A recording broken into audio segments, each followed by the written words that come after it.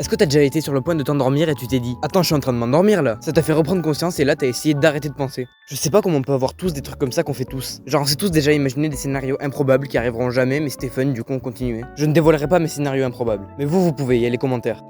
C'est des petites pensées ou actions bizarres. Mais si c'est bizarre, on n'est pas censé tous le faire. On fait tous ce petit truc avec le pied là, ouais. Pourquoi faire? Arrête, mais arrête de bouger, t'es mon pied, c'est moi qui te contrôle, non? Ah oui aussi, il y a des fois où il y a des parties de notre corps qui bougent genre littéralement toutes seules. Bap, eh oh, bap bap. On est tous saoulés quand on voit des gens parler de débats de merde. Non, on met le lait avant les céréales. Docteur, je crois que j'ai un problème psychologique. J'arrête pas de me disputer avec les gens sur des sujets sans importance, comme le fait qu'on met le lait avant les céréales. Comment ça avant les céréales? On regarde tous sans trop savoir pourquoi les vidéos de gens qui débunkent ceux qui disent que la Terre est plate ou toute autre théorie sur les extraterrestres ou je sais pas quoi.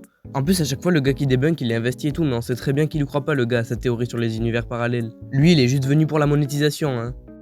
En vrai j'ai bien envie d'essayer de faire une chaîne de platistes où je poste que des trucs comme ça et ça peut être grave drôle. On part totalement du sujet là. Tu vois ces moments quand tu venais de voir une vidéo drôle et tu scrolles et tu tombes sur la même vidéo, la même blague mais c'est quelqu'un d'autre. C'est le moment où je perds foi en l'humanité en me demandant c'était si compliqué de faire des vidéos originales. Mais vraiment je comprends pas pourquoi on a normalisé le plagiat comme ça, la vidéo de base elle méritait son buzz. On met tous en faute de les youtubeurs quand ils commencent à dire de liker, de commenter, pourquoi pas de partager finalement. Après j'avoue que si un ami m'envoie une vidéo comme ça, je vais le voir en bizarre un peu mais bon, chacun son choix. D'ailleurs un truc, qui s'abonne avec la cloche? Qui met cette cloche qui va t'envoyer une notification qui viendra te perturber dans tes activités studieuses pour te dire qu'il y a Lismo qui sort une vidéo de con là? Non pardon, chacun son choix, voilà. Pour rester sur le thème de YouTube, quand on voit une vidéo à genre 9,9 000 vues, même si elle est pas bien tu mets ton petit like, parce que quand même c'est satisfaisant quand ça passe. Et à chaque fois que tu regardes une vidéo et qu'il y a un détail qui te choque, genre je sais pas, le gars il a des chaussettes brr patapim, c'est donc là que j'en suis. Je suis donc descendu assez bas pour faire des références à un arbre avec des pieds et un visage, au nom absurde et qui se prononce avec un accent italien. Oui, probablement. Donc je disais, tu vois ce gars avec ses chaussettes brr patapim, tu vas dans les commentaires pour voir ce que les gens en disent,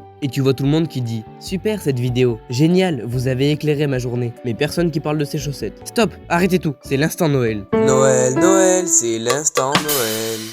Et oui, je vais dans l'actualité. On commence directement avec. On est tous hyper contents quand on voit les jolis paquets sous le sapin, il nous tarde que de les ouvrir. Et au final, quand tu les ouvres, bah c'est nul. Il y a plus d'émotion, c'est fini quoi. En plus, il y a ces putains de guirlandes qui font mal aux yeux. Et faites pas genre, avant toute ouverture, avec les cousins, on sait tous déjà quel cadeau est bien et quel cadeau est pas fou. Mais t'inquiète pas, ça calcule la densité, ça mesure les angles. Ah là, on a toutes les données pour savoir lequel est une PS5 et lequel est une orange. Concernant le traditionnel repas, soit t'as de la chance et t'as des cousins de ton âge, soit force à toi, t'as dû écouter toutes les conversations des vieux en attendant qu'on passe enfin au foie gras. En plus, en supportant ton tonton qui a ton grand âge te demande toujours. Tu lui as demandé quoi au Père Noël? J'espère que tu as été sage, hein, sinon il va pas passer. Bon allez, bon nouvel an si je sors la vidéo à temps et ciao.